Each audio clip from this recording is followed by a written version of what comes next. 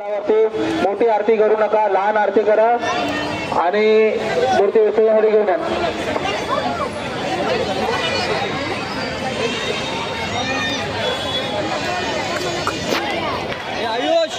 चेंबूरची राणी या मित्रमंडळाचं आता गणरायाचं आगमन झालेलं आहे. इकडं त्यांचं हार्दिक स्वागत आहे.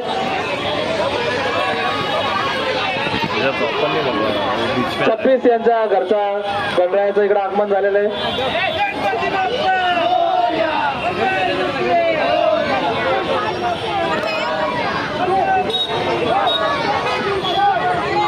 त्या गाडी पुढे गेल्या लवकर, चला आत गाडी.